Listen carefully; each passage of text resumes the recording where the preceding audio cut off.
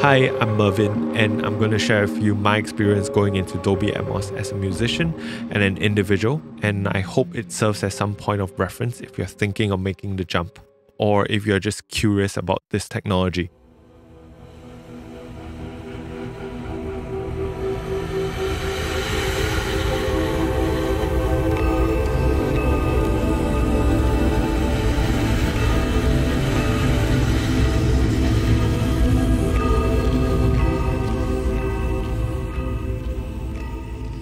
For me, music creates this place of wonder and magic.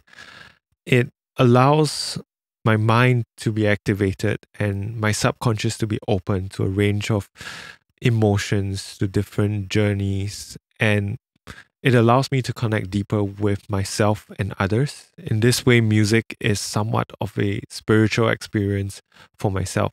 I've always had this relationship with music since I was a child, and as such, I've always been on this quest towards chasing down this magic and being able to activate these spaces myself or through my own music and realizations of it, being able to express and share these worlds with the listener or an audience. At times, I feel that I'm able to activate this state of being through creating music, but it's always an act of listening and not creating. I feel like I'm not the one creating, and I'm merely opening my ears to the world around me, my imaginations, the subconscious, just being a listener.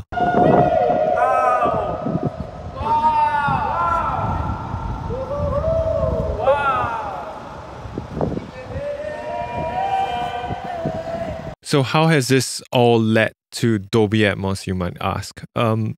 My background before being an electronic musician and a mix engineer, was actually classical music, where I played the violin and the viola. I studied both instruments actually, and I played them semi-professionally for a time. I used to participate in various ensemble activities.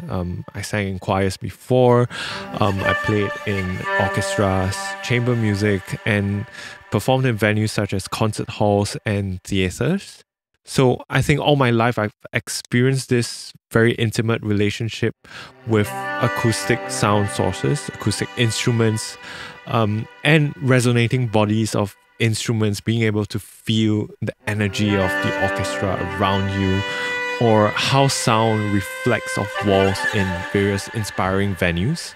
Now, as a composer or as someone creating music, I crave the ability to tell my stories in music as intimately as possible, to provide this experience for my listener and my audience, and this has led me to Dolby Atmos.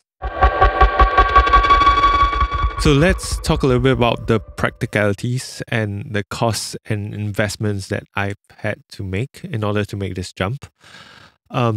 Producing my own music and albums, I knew that immersive audio is something that I wanted to get into and definitely explore. Having to weigh the pros and cons of either hiring a Dolby Atmos mix engineer or even to rent a Dolby Atmos mixing room. Along with having to work with a stereo mixing and mastering engineer, I figured that the bills would rack up over the years if I was going to explore immersive audio for all the music that I release. Hence, I was weighing that between learning the technology myself, learning how to mix, and acquiring a Dolby Atmos mix room myself, setting up my studio to be able to mix in Dolby Atmos and produce my own Dolby Atmos mixes. After calculating and weighing a little bit and doing a little bit of consideration, I realized that over a period of nearly 5 years, I would actually have spent the same amount of money that I would have invested into my own studio.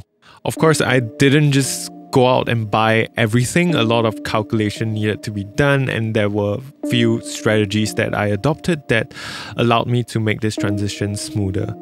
I was also lucky that my room dimensions fit the minimum recommended spec by Dolby, which is 3.5 meters length, 3 meters wide and 2.4 meters tall.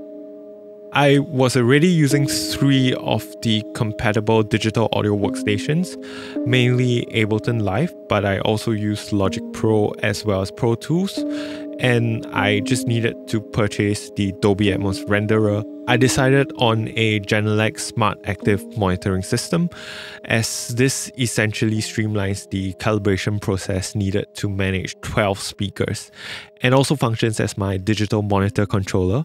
I went with the 8330As for my LCR and the 8320As for my surrounds and my overheads. My studio was already acoustically treated on the sides, however, it lacked ceiling treatment, so I acquired 2 ceiling panels above my front listening position, as I felt that was an important step when having overhead speakers. The company whom I bought the overhead panels from had experience setting up Atmos rooms, so I engaged them to actually calculate where my overhead speakers go and to help me in the installation of them. I combined 2 of my audio interfaces via ADAT to be able to get enough outputs in order to feed the 7.1.4 system. So the strategy for me was to essentially build from what I already had, a studio acoustic treatment, audio interfaces, and then to invest in what I needed for a full 7.1.4 Atmos system. This was already quite a complex process. And we've not even started talking about mixing music in Dolby Atmos. The learning curve is definitely very steep, and I know it's complicated, and there are conversations out there about the accessibility of this to both musicians and consumers. And I'm not saying that this is going to be the standard moving forward, and I acknowledge the limitations and weaknesses that the format currently has. But at the same time, I'm also really excited to finally get into this myself and create my own music this way. I hope this gives you a glimpse into how I got into Dolby Atmos as a musician and how this might be useful for your own transition or if you're just interested in this.